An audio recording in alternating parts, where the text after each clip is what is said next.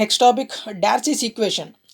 So ఈ Darcy's ఈక్వేషన్లో మనం ఏదైతే డిశ్చార్జ్ ఉందో సో దాన్ని ఫైనల్గా ఫైండ్ అవుట్ చేస్తాం. So ground water flow, water, ground water moment and ground water yield.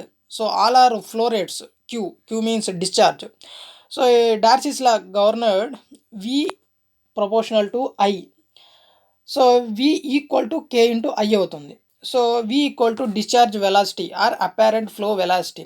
K equal to permeability of soil యొక్క పర్మిబిలిటీ సమ్ కాన్స్టెంట్ వాల్యూ అయితే ఉంటుంది. సో ఆ వాల్యూ తీసుకుంటాం. Next I equal to slope of HGL or slope of ground water table. So I value, slope value. Next actual flow velocity VA. So అది seepage velocity. VA equal to V by porosity. VA means actual flow velocity equal to velocity by porosity. Next అదేవిధంగా ground water yield or discharge or flow rate Q. So all are discharge.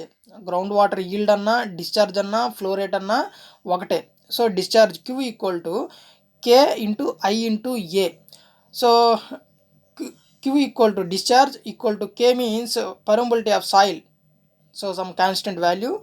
I equal to slope of HGL or slope of GWT. Next A means area of aquifer perpendicular to flow direction. So flow direction base చేసుకొని aquifer యొక్క area, perpendicular area. So ఈ విధంగా Q equal to KIA. So ఈ value, so ఈ formula అనేది very very important. So ఈ డార్సీస్ equation అనేది ప్రతి మనకు సబ్జెక్ట్లో అనేది మనం చూస్తూ ఉంటాం డార్సీస్ ఈక్వేషన్ అనేది. సో ఇది కొంచెం important equation. So okay guys, ఇది డార్సీస్ ఈక్వేషన్ గురించి. If you like this video please like my video and don't forget subscribe to my channel. Okay guys, thanks for watching.